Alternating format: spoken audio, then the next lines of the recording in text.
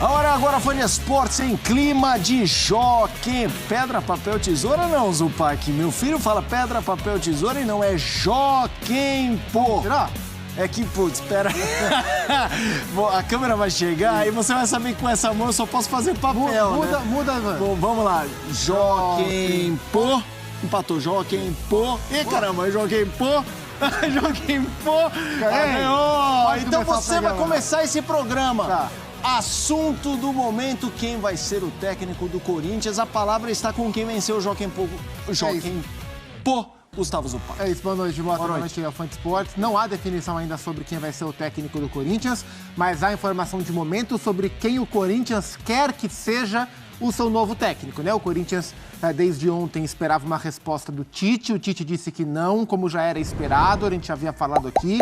O Corinthians agora trabalha com o nome de Mano Menezes e de fato, trabalha através de procura. O Corinthians procurou o staff do Mano Menezes e procurou durante a tarde, enquanto o Mano e a delegação do Inter voltavam de Maceió, um voo fretado, né? Onde estava, inclusive, o presidente do Inter, o Alessandro Barcelos, o Inter que eliminou o CSA pela Copa do Brasil. O Corinthians fez contato com o staff do Mano, demonstrando oficialmente o interesse em contar com o técnico pela terceira vez e querendo saber sobre a visão do Mano dentro dessa proposta. E, evidentemente, o staff do Mano estava esperando o Mano chegar em Porto Alegre. E aí as conversas continuam acontecendo nesse sentido. Então, assim, uma informação é: o Corinthians procurou o staff do Mano Menezes para contratá-lo. Mano tem contrato com o Inter até o fim de 2023, até o fim desta temporada. Há uma multa rescisória de 2 salários. A multa gira perto de R$1 milhão. Esse é o valor para o Corinthians depositar e tirar o Mano do Inter, caso ele queira. E aí essa é outra parte. Até pouco antes do programa começar, conversei com pessoas próximas ao presidente do Inter, Alessandro Barcelos, e o que eu ouvi era que até aquele presente momento, até 7 e pouco, nesta sexta-feira, o Mano ainda não havia manifestado nenhum interesse junto à diretoria do Inter de deixar o clube. O Mano tem uma relação muito boa com o Alessandro Barcelos, já viveu um momento de instabilidade há pouco tempo, né, dentro da temporada, mas a vitória sobre o Flamengo foi boa, trouxe um pouco mais de fortalecimento. O que eu ouvi de uma fonte ligada ao Inter é que para o Corinthians convencer o Mano, teria que ser por um salário muito mais alto do que o que ele ganha. O Corinthians aguarda, conversando com pessoas do Corinthians, né? Então a gente conversa com pessoas do Mano, do Corinthians e do Inter. Ouvindo pessoas do Corinthians, há um sentimento de otimismo, mas não assim, vai dar certo. O Corinthians sabe que depende muito da decisão do Mano e que não é uma resolução tão simples, porque ele tem uma boa relação com o time de Porto Alegre e ele teme esse movimento ser visto de uma maneira não traidora, mas pouco elegante por parte dele. Então o que temos de momento é isso. O Corinthians procura o Mano Menezes está apurando as informações que ele recebe para tomar o próximo passo. Seja conversar com o Inter e aí tentar resolver a questão para deixar o clube, seja avisar o Corinthians que permanecerá no Beira-Rio. Este homem que está na tela, por enquanto, é o único plano do Corinthians para comandar o time depois que o Tite sequer abriu conversa. O curioso, o Mano Menezes tem história no Corinthians, tem história no Internacional. O ano passado teve alguma eliminação, não me lembro se foi a Copa... Não foi a Copa do Brasil, acho que foi a Sul-Americana. No meu lugar. Isso. E muita gente achou que ele poderia cair, a diretoria bancou. Ele completou 1 ano no cargo agora, do dia 20 de abril ele fez 1 ano de Inter. 1 ano de Inter e, claro, é uma situação complexa, porque o Inter oscilou, quase foi eliminado ontem para o CSA, mas começou bem o brasileiro com o empate fora com o Fortaleza, vitória contra o Flamengo. Difícil essa leitura de possibilidades. Vamos colocar na tela números do Mano Menezes. Oi, sumido Internacional e Corinthians desde que Mano Menezes assumiu o Colorado. Jogos 63 do Inter, 71 do Corinthians. O aproveitamento é do Inter, 63,5%. Importante lembrar, o Inter é o atual vice-campeão brasileiro, 52,1%. O Corinthians. Gols marcados, a média de gols do Inter, 1,6, do Corinthians, 1,2. Gols sofridos, 0,8 por jogo do Inter, 0,9 do Corinthians. Nesse período que disse o Zupac, 1 ano dessa passagem do Mano no Inter, o Corinthians teve o Vitor Pereira, o Lázaro e esses 2 jogos com o técnico Cuca, 6 dias por lá. Queria te ouvir, Zupac, sobre essa percepção no cenário do Inter, pelo que eu falei? Um bom começo de Brasileiro, um mau gauchão, aí um jogo, um duelo de muitos riscos com o CSA. Não parece um Inter ainda com uma cara definida 23. Não é um grande ano do Internacional, assim, de fato não é. E a expectativa, pela maneira que a equipe cresceu e foi crescendo, foi evoluindo no ano passado, o Inter é o atual vice-campeão brasileiro de maneira inesperada. Dentro desse crescimento, mesmo com o Inter pouco atuante no mercado, né, de 22 para 23, se esperava que esse time continuasse na margem de crescimento para a temporada. E não foi o que a gente viu, né? Foi um campeonato gaúcho de um nível técnico muito irregular, cai na semifinal para o Caxias, na Copa do Brasil quase cai para o CSA e faz um bom começo de brasileiro.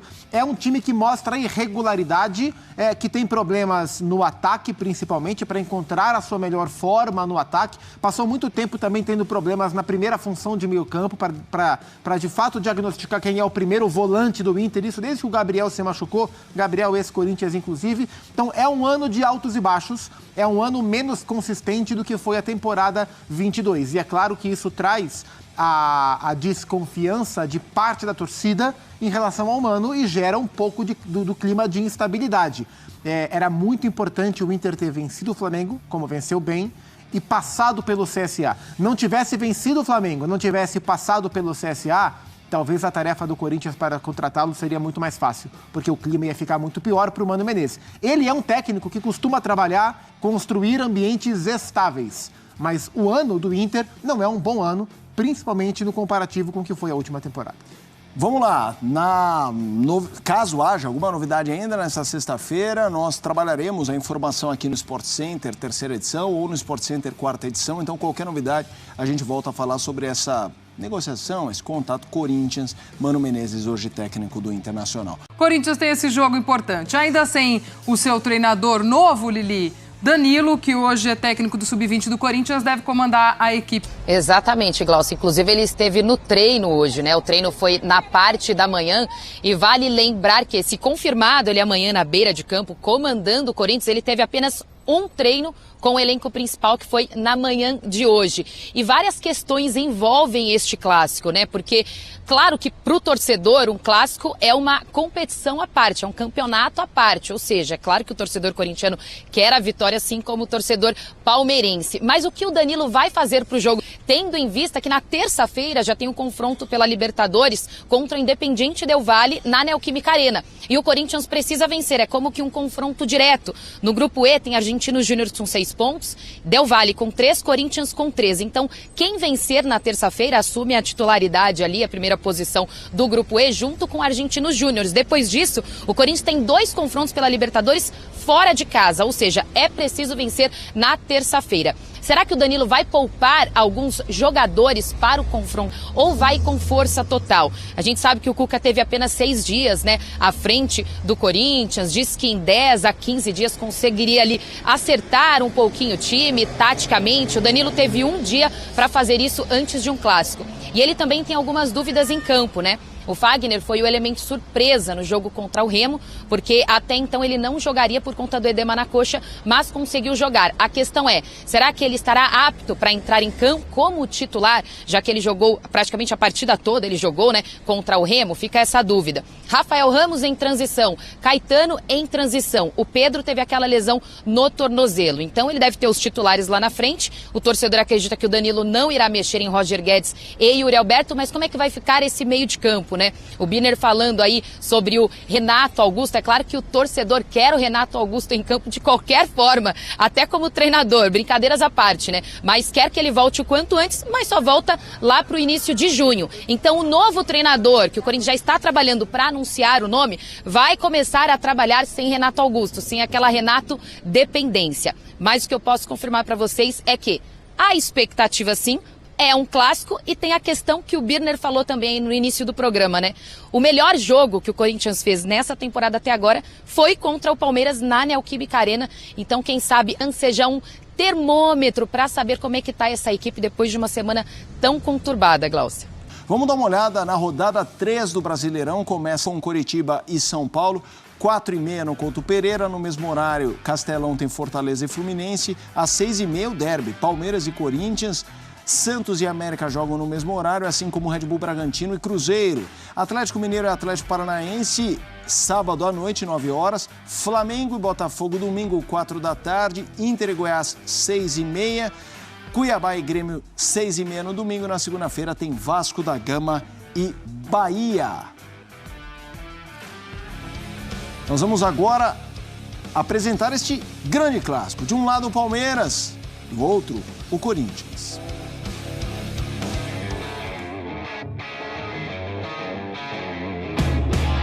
De um lado, um time sem técnico, ambiente conturbado e ainda em busca de afirmação na temporada.